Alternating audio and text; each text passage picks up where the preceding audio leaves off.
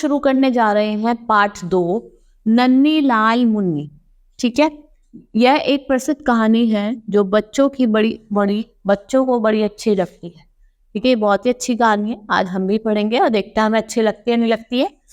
एक थी लड़की, नाम था नन्ही लाल मुन्नी। उसका घर पहाड़ों के बीच में था। उसकी नानी जंगल के पास एक कुटिया में रहती थी।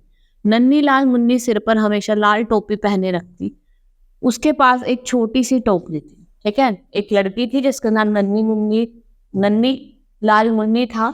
ठीक है, उसका घर कहाँ था? पहाड़ों के बीच में था। और जो उसकी नानी है वो कहाँ रहती थी? जंगल में रहती। ठीक है, और वो हमेशा क्या लाल सी टोपी पहने रहती थी। उसके पास एक क्या छोटी सी टोकरी भी थी। एक दिन उसकी माँ ने उस टोकरी से फल और केश देते हुए कहा, प्यारी बिटिया, इन्हें अपनी नानी माँ को दे आओ। देखो, संभाल कर जाना, जंगल में कुछ खतरनाक जानवर रहते हैं, उनसे बचकर रहना। ठीक है, एक दिन उसकी माँ ने उसे टोकरी में फल और केक देते हुए दिया और कहा कि अपनी नानी को दिया ना, और जंगल में आराम से जाना क्योंकि यहाँ पे बहुत खतरनाक जानवर रहते हैं। जी अच्छा, नन्ही ने कहा और टोकरी लेकर चल दी। रास्ते में उसे एक धूत भेड़िया मिला। उसने बड़ी चतुराई से भोलापन दिखाए हुए कहा, नन्ही कहाँ जा रही हो? नानी के घर, नन्ही ने कहा। क्यों? भेड़िया ने पूछा। मुझे ये फल और केक उन्हें देने हैं, नन्ही ने कहा। इन्हें मैं पहुंचा दूंगा, भेड़िया ने फुसलाया। ठीक है, उसे भेड़िया मिल जाता। उससे कहा, नन्ही तुम कहाँ जा रही हो? कहती, नानी के घर। ये जो केक है और ये फल है मुझे नानी को देखना है। उन्हें उससे फुसलाकर कहता, लाओ इन्हें मैं दे दूंगा। नन्ही माँ ने कहा है कि खुद देकर आओ। कहकर नन्ही तेज कदम बढ़ाती आगे चल रही। कहती, मम्मी ने कहा है, माँ ने कहा है कि तुम खुद देकर आओ। तेज तेज कदम बढ़ती जल्दी भाग गई।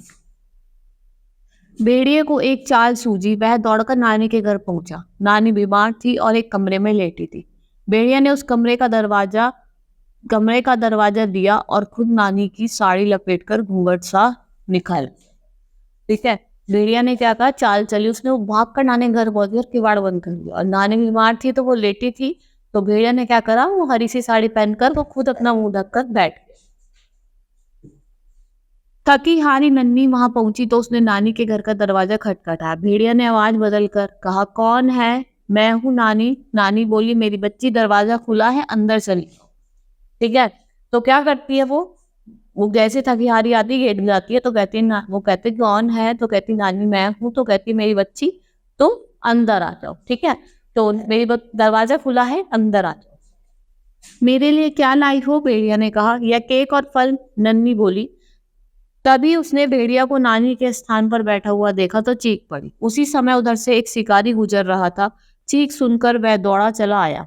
फूल सी बच्ची को भेड़िया के पास देखकर वह सारी बात समझ गया। उसने तुरंत उस भेड़िया को अपनी बंदूक की गोली से मार गिराया। जैसे वो भेड़िया को देखते, जब वो अंदर आती तो उसे देखते चीख लेती। फिर वहां से एक शिकारी निकल रहा था। जैसे उस बच्चे की चीख सुनी, उसने देखा, वो भेड़िया की चाल समझ गया। तो उसने क्या करा? उसने तुरंत अपनी बंदूक निकाली और उसको गोली मार दी। इस तरह नहीं कि प्राण बच गए, नन्ही के प्राण बच गए। इतने में नानी भी किसी तरह बाहर आ गई। उन्होंने नन्ही लाल मुन्नी को बहुत प्यार किया और भगवान और शिकारी को धन्यवाद दिया। ठीक है, उसकी नानी भी जैसे सुन के बाहर आ गई। वो उसने क्या करा? शिकारी को और भगवान को फिर धन्यवाद किया। ठीक है, ये कहानी इतनी ही है, आप सबको समझ में आई होगी। बहुत ही अच्छी कहानी थी। आज के लिए सिर्फ इतना ही। धन्यवाद।